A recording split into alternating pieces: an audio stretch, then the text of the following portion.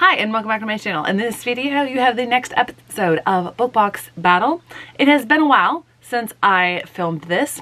I have gotten a bit sidetracked in my life overall, basically, with Sims and other things in life, and just haven't felt like filming videos. So these are actually the BookBox books that I read in August.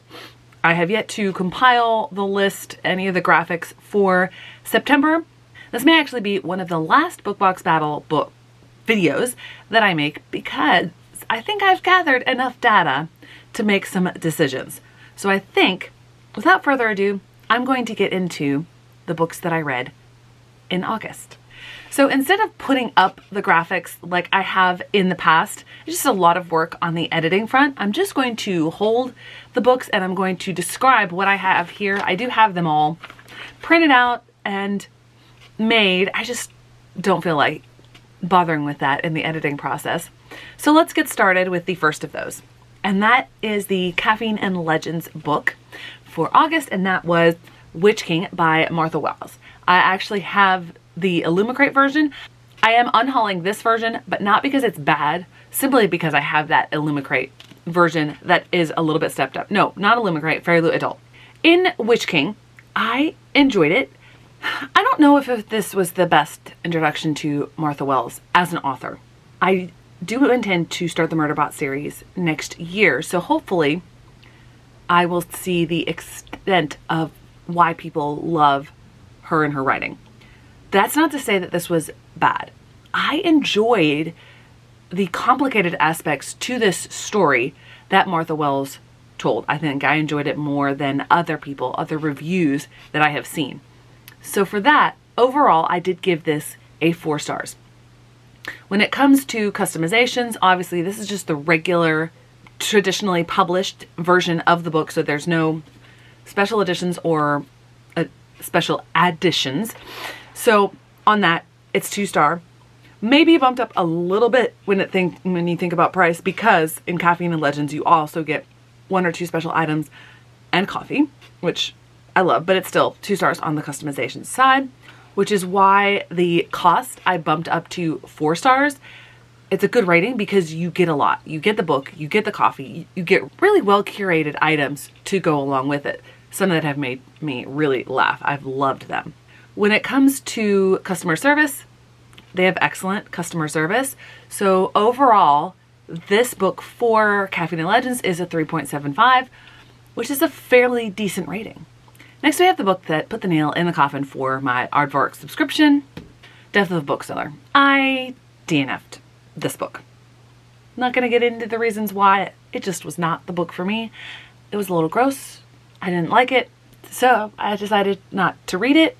And having already been frustrated with the lack of selection, decided I'm not renewing this. I'm not keeping this up. I'm not hoping for better selection. Aardvark has already been eliminated from my list of subscriptions. So the rating though, the cost is great. Cost is very decent for this sort of a book. Customizations, again, the only difference is the slight difference in the printing there, and then the slight customizations on the cover itself. It's a fairly traditional printing of the book. When it comes to the selections, again, it's 2 stars. It's not great. That was one of the main reasons. And then it gets 1 star for enjoyment because I did, in fact, DNF it. I'll be back in just a moment. I have to change the battery. Next, we have 2 books for Illumicrate, which were both massive disappointments. One way more than the other, which really bums me because, as you will see in just a moment, the customizations on these books, these are absolutely gorgeous, stunning books. The text inside them, however, I did not vibe with. Let's talk about the worst of those. Lies We Sing to the Sea by Sarah Underwood. This was just a hot mess express of a book. It was awful. Not even going to get into that. My rating for that was a 3 stars. It barely squeaked out a 3 stars, like the lowest 3 stars possible. The customizations, however, are just absolutely phenomenal. It's such a gorgeous book. On the outside, I did not like it. The other one had enormous potential. And the reason that I read 2 in August was because I had ARCs of both of them actually, and I was crossing ARCs off the list. And that is The Sun and the Void. This one I enjoyed more. More effort was made. It was not a hot mess. They tried so hard. I loved the exploration of a very different kind of mythology.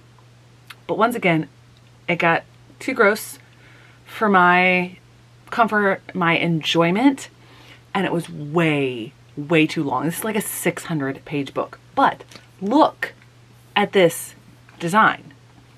This is an absolutely phenomenal, stunning book. I mean, the artwork is done by the author herself. Again, a gorgeous book, but I was let down by the inside. If it had not been for the Illumicrate book that I read most recently, I would seriously be questioning my Illumicrate subscription, because I have unhauled so many Illumicrate books because they've been absolutely gorgeous and stunning, but the insides have not lived up to that. So I am actually still on the fence with Illumicrate. Like, these books, they ended up rating 3.88 and 3.75.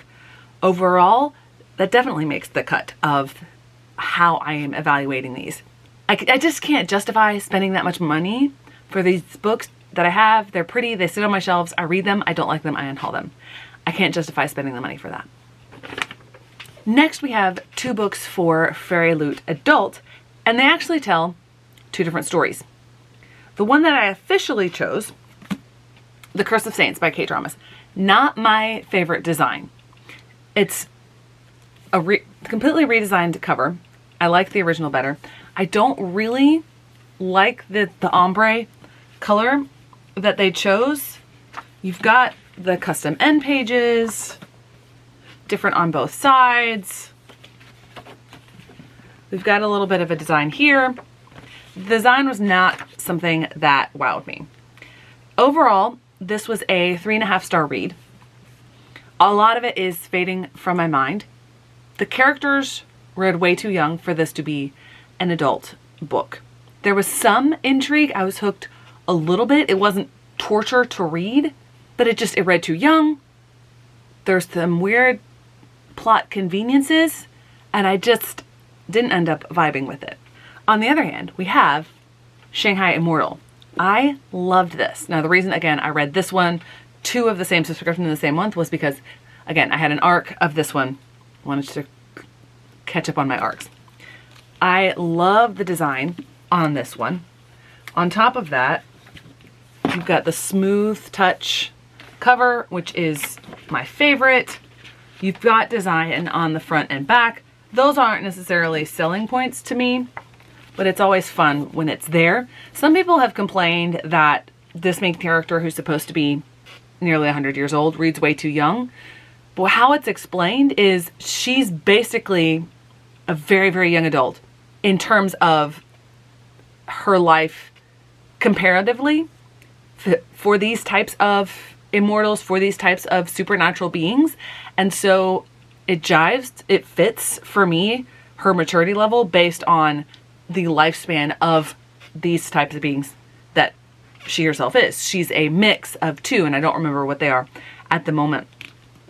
I loved the way that A.Y. Chow characterizes her. It was a fun read, and I enjoyed it. And so this one got a 4.5-star rating from me, which is excellent, and bumped up the overall rating for this book for FairyLoot Adult to 4.13. Curse of Saints, it was 3.88. My hope is that with FairyLoot's new Romantasy subscription, that in their adult book subscription, they will do less Romantasy, because Romantasy is not my thing, as you can see by the low ratings of those, that one, and that one. Next, we have my TBR book, and one thing that's interesting about this is that they just recently announced a paperback version of their books and also upping the price. So, you know my issues that I've had with them in the past. I did switch to the paperback version for what will probably be my last shipment from them. It's a teeny bit cheaper than the hardbacks were, but if I continued with the hardbacks, they would have been $10, $12 more for the 3 books. I get it, inflation, etc. I just don't know if it's worth the money. And that's the difficult thing with this book, The Mimicking of Known Successes. I really enjoyed this. It was a sci-fi murder mystery sort of book that had a little bit of character exploration. And I really enjoyed it. My problem though, with the subscription, this is a novella. And I got charged the same price overall for the subscription, and they shipped me a novella, which in comparison to a regular size book, much smaller. That makes it a lot less worth the money. Obviously, this one keeps getting pulled down by the horrible customer service engagement that I've had with this company. And the fact that they are raising their prices, I'm just not so sure. I got really good books that I'm excited about, except for one I'm a little iffy about in the last shipment that I got recently. The next shipment that I will get is in November, so maybe they will redeem themselves enough. I just don't think they will. This one ended up with a 2.5 because the cost I had to bring down, I don't think it was worth the money.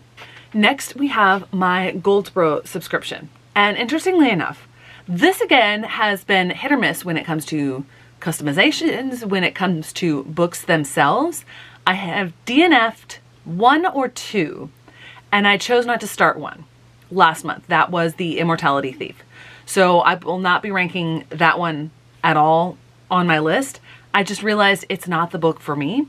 And I have become a lot more discerning and more willing to use my skips. So even though it's a little bit more complicated, you can't just click a button for them. You have to email them. Their turnaround with using that their skip policy is really good. Definitely bumped up customer service. In August, I read what I think is one of my favorites that I've ever gotten from that subscription, Shield Maiden. I loved it. It's set back in the time of Beowulf. 5 stars. I won't try to talk more about this here. It's definitely one of the favorites I've gotten.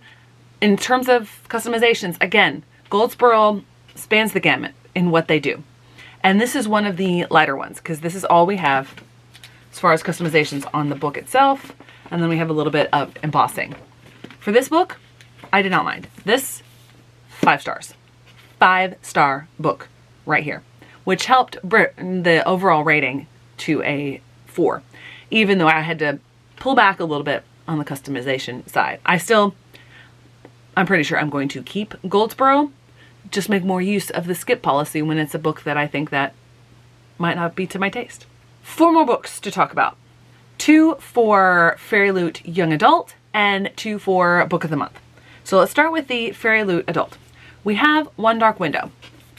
And this is not one that I would have ever considered purchasing the sequel special edition. I didn't end up doing that, even though I believe this is just a duology.